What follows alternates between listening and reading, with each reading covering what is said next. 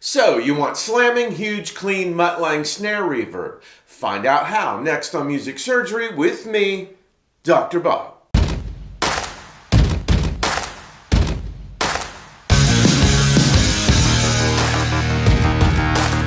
A friend of mine was doing Shania Twain dance remixes in the 90s and was showing me the multi-tracks. As we listened, he showed me a trick that Mutt Lange used for super clean snare reverb. It blew me away. I use it in every track, and here it is. Okay, you guys, this is absolutely genius and so simple. So, I was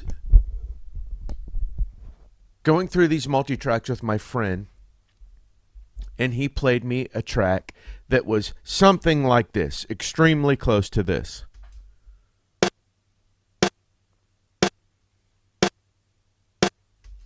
And I was like, whoa, what is that? Why is that there?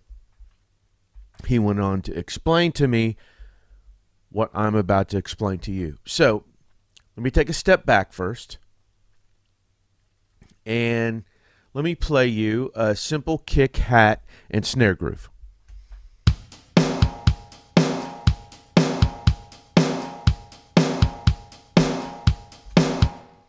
Super typical groove and pretty typical snare with a nice crack but a lot of ring.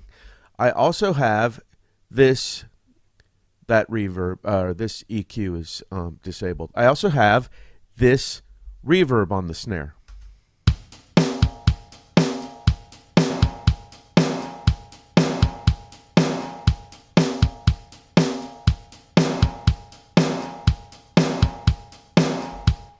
Typical reverb, gives it some nice body, sounds like a nice room. It is a slate verb, but it's of the Lexicon 480. It's his version of that, which Mutt used a lot. The problem with using a verb on a snare like this is there's so much ring in the snare, which a lot of snare drums are like that and need to be like that to cut through certain things, that listen how the ring is accentuated when I put the reverb on, because the ring then goes into the reverb. So here it is without the reverb.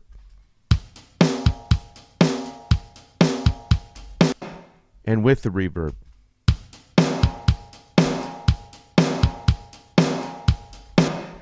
So that's a lot of ring for any track. So to get around that, what Mutt did was take that reverb off of the snare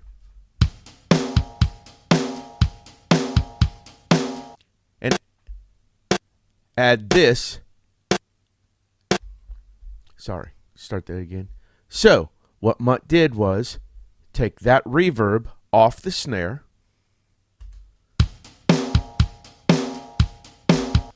here it is on again, back off.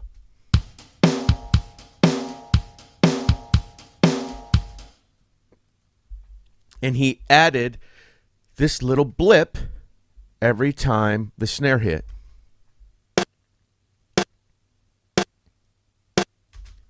And what that blip is used to do is drive a snare reverb like this.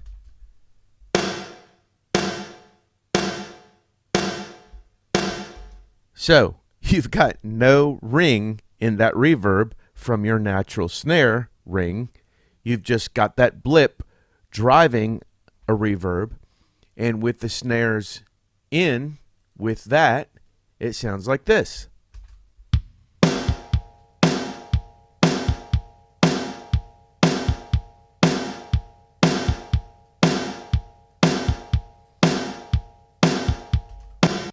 Back without.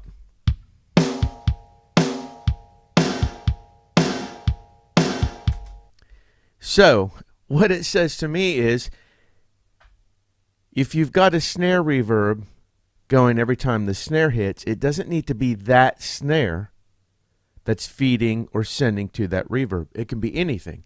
Now, I've got this little blip sending to it. I can carve this blip any way I want.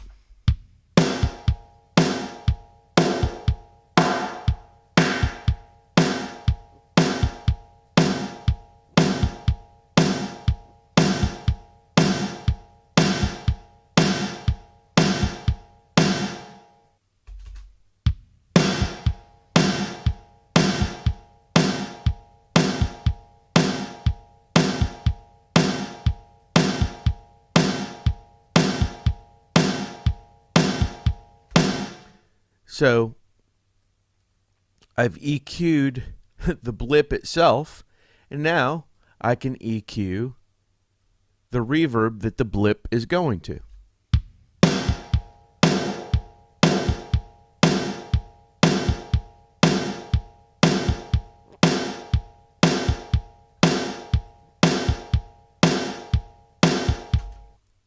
Now, back to the snare and the ring going into the snare reverb.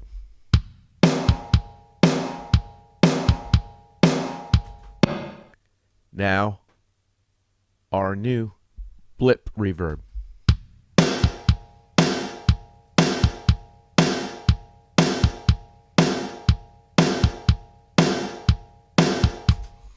So much cleaner. It just makes perfect sense, and it's such a simple trick. So, next time you have a ringy snare like that, use the ring from the actual drum itself, but don't worry about sending that ring into a reverb. Make a little blip like this.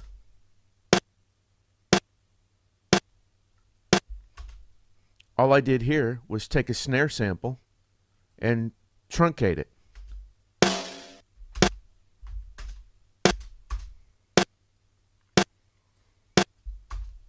Make something like that every time the snare hits. Use trigger or put it in manually, or do convert audio to MIDI, put it in that way, and send that to your reverb.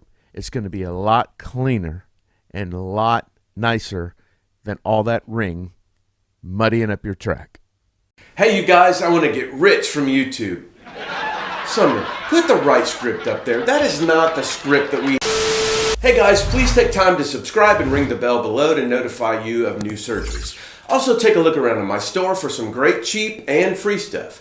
And one last thing, the Doctor's Lounge is open and in full swing. Come on, join us, get some amazing samples, stems, or one-on-one mix, production, or music advice. This is a really cool and super affordable thing, so check it out and see if it's for you. All the links are below in the description of this video. Thanks a lot.